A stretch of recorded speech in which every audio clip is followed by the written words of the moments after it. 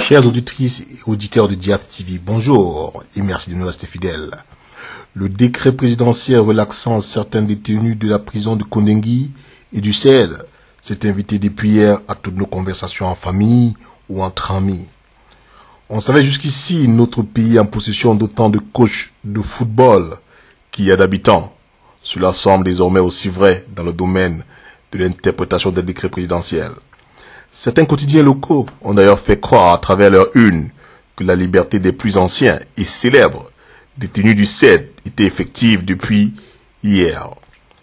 Une aussitôt reprise par les médias relais d'information sur le web.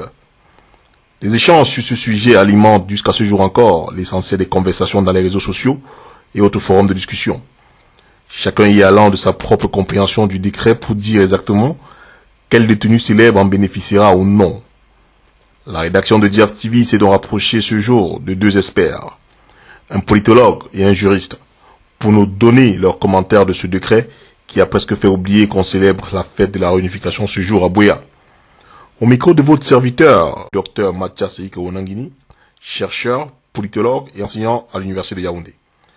Dr Mathias Ika-Onangini, bonjour et merci de nous accorder votre temps pour un commentaire sur le décret présidentiel signé hier par le président de la République. Un décret qui, très clairement, va aboutir à la libération de nombreux détenus dans les prisons du Cameroun, notamment au CED et à Kondengui. Notre première question, quel commentaire vous inspire ce décret signé hier par le président Paul Biya? Le décret portant remise de peine qui a été signé par le président Paul Biya est une décision qui intervient dans des conditions politiques spécifiques. En effet, le président Biya subit de nombreuses pressions venant de chancelleries occidentales, d'un certain nombre de mouvements citoyens actifs dans l'espace public des sociétés occidentales qui réclament la libération des prisonniers, notamment de Michel Thierry à Bédatarna. Dans ce contexte, il a pensé transformer à son avantage cette pression en diluant le problème personnel qui était celui de M. Atanga et de certains autres détenus dans une mesure de remise de peine collective, de manière à souligner sa magnanimité présidentielle et de manière à en tirer politiquement avantage. Mais visiblement, quand on a écouté un peu à la fois l'opinion publique camerounaise et même celle internationale, ce n'est pas tellement l'impression qu'on a qu'il s'agit d'un geste de magnanimité du président de la République. On a plutôt l'impression qu'il s'agit d'une attitude de capitulation, une absence de sérénité au sein du gouvernement face à la pression de l'opinion internationale, de François Hollande et même de Barack Obama. Qu'est-ce que vous en pensez? Voilà pourquoi je vous ai dit qu'il s'agit du retournement habile d'une pression. D'accord. Face à la pression qu'il peut rencontrer, il a opéré un calcul consistant à pouvoir quand même tirer profit de la situation. D'accord. En même temps que c'était lui qui était le maître du jeu, en s'appuyant sur les prérogatives régaliennes qui lui permettent effectivement de publier un décret de remise de peine. Donc, en gros, c'est donc une capitulation du président Paul Biya face à la pression internationale. Dans une certaine mesure, oui, mais il a géré cette capitalisation de manière à limiter l'ampleur symbolique. Et voilà pourquoi, pour ne pas donner l'impression qu'il capitulait, il a pris des mesures qui sont des mesures d'ordre général qui ne concernent pas certains individus, de façon à montrer qu'en fait, c'était lui qui était le maître du jeu. Maintenant, dans l'observation concrète, on voit bien que cette pression-là, l'a poussé à prendre ce décret de remise de peine.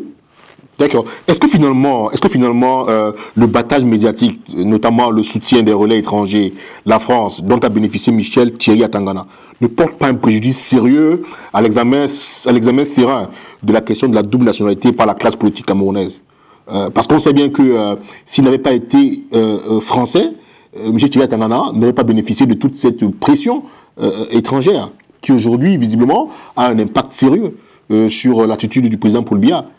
C'est pas sûr, parce que vous savez que l'évocation de cette question de nationalité multiple au Cameroun demeure un sujet extrêmement délicat parce que un certain nombre d'acteurs de cette classe politique peuvent eux-mêmes être concernés par cette situation qui sont ambivalentes du point de vue du droit camerounais de la nationalité. Ce n'est pas parce que dans ce cas, cette question-là, on peut permettre éventuellement d'améliorer le sort de M. Atangana. Ça veut dire que le débat sur la double nationalité sera posé de manière claire au Cameroun. Oui, d'accord. Enfin, nous, on se demande quand même, hein, aujourd'hui, le gouvernement camerounais aurait plus d'intérêt, on va dire, à l'accepter, puisque la Convention de Strasbourg, elle dit clairement qu'un franco-camerounais, par exemple, n'est-ce pas, ou un germano-camerounais, ne bénéficie pas, ou alors du moins, ne peut pas bénéficier de la protection de la France, par exemple, du moment où il se trouve au Cameroun, embarqué dans des histoires de corruption ou de délits pénals. C'est pour cela qu'on a envie de penser que finalement, cette histoire-là pourrait permettre d'accepter la double nationalité qui elle-même empêcherait désormais, par exemple, la France, où on a vu des comités de soutien se multiplier, n'est-ce pas, d'intervenir dans des questions comme celle-là. Qu'est-ce que vous en pensez concrètement? Moi, je ne suis pas sûr que les choses fonctionnent comme ça au Cameroun. Vous savez, le Cameroun est un pays singulier. Son président a dit de manière controversée il y a quelque temps que le Cameroun c'était le Cameroun, de manière à jouer sur cette singularité-là. Je ne crois pas que le débat sur la double nationalité sera nécessairement facilité par cette question-là qui semble avoir eu l'influence décisive sur ce décret de remise de peine. Les choses sont plus compliquées que ça dans la manière de voir des classes dirigeantes camerounaises qui ont plus généralement posture de repli identitaire, même lorsqu'elles ont effectivement des nationalités étrangères, c'est essentiellement pour des raisons stratégiques et instrumentales plutôt que pour des véritables raisons affectives. Il est avancé un certain nombre de noms, hein. On parle de Moshipou, on parle de Tondé Koto, on parle de Ngo, on parle de Tutu Sezoa, on parle de Thierry Michel Tangana et bien d'autres. Concrètement aujourd'hui, qui sont ceux qui vont bénéficier à votre avis? Oui, en fait, ça dépend de savoir quelle est déjà la nature des délits et des infractions, plutôt en général, les infractions qui ont pu être commises. Ça dépend de savoir si les jugements qui ont été faits sont définitifs ou pas, parce que si ces jugements ne sont pas définitifs, les personnes qui sont encore dans des procédures en cours ne peuvent pas bénéficier de ces mesures de remise de peine.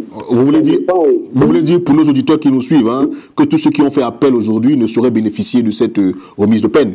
Parce que... Non, ils ne sont pas concernés. Tout à fait. Ils ne sont pas concernés par ce décret de remise de peine. Il faut savoir qu'il y a un champ d'application précis de ce décret qui exclut, par exemple, ceux qui ont eu à commettre des infractions de corruption, de confusion, de favoritisme. Et à partir de là, selon l'interprétation qu'on fait du décret, ces personnes-là peuvent effectivement ne pas être libérées malgré ce qu'on en pense. D'accord. Donc aujourd'hui, si on a bien compris, n'est-ce pas, votre analyse, c'est qu'aujourd'hui, rien ne confirme que demain, Tutu Sezoa ou encore Thierry Michel Tangana, lui-même qui est concerné, ne soit libéré.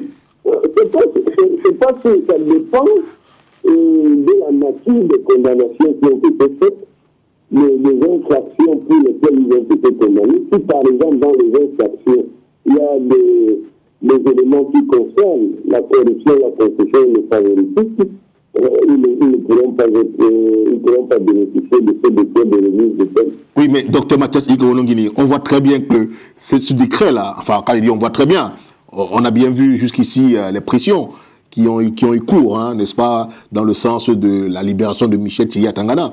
Mais est-ce que ce n'est finalement pas pour lui, par exemple, que ce décret est sorti? Si oui, est-ce qu'il y a... Oui. Ça peut être ça, effectivement.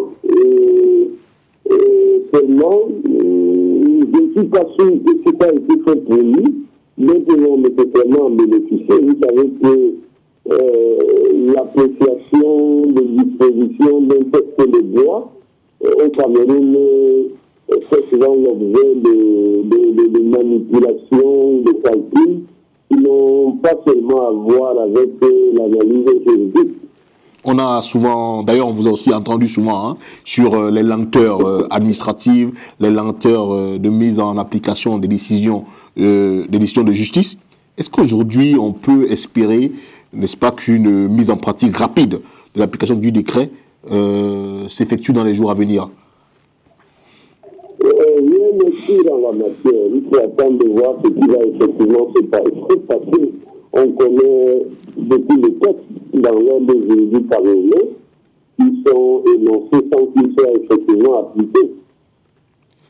Donc aujourd'hui, si on a bien compris, encore selon vous, c'est un décret qui peut encore être sujet à plusieurs interprétations et ne même pas aboutir à ce à quoi la majorité des citoyens camerounais aujourd'hui et même des observateurs étrangers ont pensé de ce décret. Pour arriver à votre avis? Avec beaucoup de recul, analyser de manière sur chaque dossier, voir le statut, je vous ai dit, le procès, où en étant est-ce que les éléments sont devenus définitifs ou pas.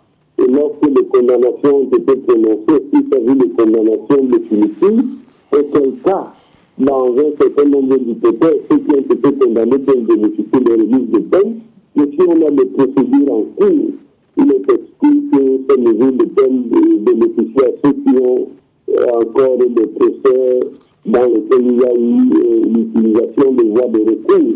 Il y a également à prendre en compte le champ d'application de ce décret qui exclut les personnes ayant commis un certain nombre d'infractions, des infractions par exemple telles que l'assassinat, la concussion, la corruption, le favoritisme, la fraude douanière et autres. D'accord. C'est vrai qu'aujourd'hui, ça peut se comprendre, hein, on a entendu Maître Éric Moretti, hein, qui disait clairement aujourd'hui dans un quotidien français que son client va bientôt être libéré.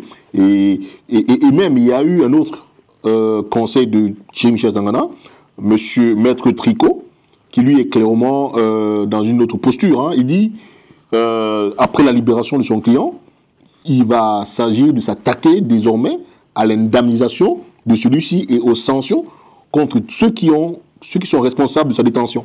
Qu'est-ce que vous pensez de cela? Oui, mais ça, ils font leur travail d'avocat. Ils veulent savoir comment ils vont agir dans les hypothèses qu'ils ont eux-mêmes soulignées. Vous pensez vraiment que les 400 milliards dont on parle depuis dans cette histoire vont être remis, vont être remboursés, on va dire, hein, à Michel Tchilya Tangana, même si, ok, on a bien compris que... Attendons de voir. On attendra de voir quels sont les moyens de coercition qui ont obligé les représentants de l'État camerounais à rembourser cet argent. D'accord. Mais écoutez, merci encore de votre temps accordé à notre média pour commenter ensemble ce décret du président de la République signé hier. Hein. Et tous mes remerciements également à la rédaction, notamment à Raoul Kichukwachet, à Alain Jules. Hein. Merci encore. Oui, un peu. Au revoir. Au revoir.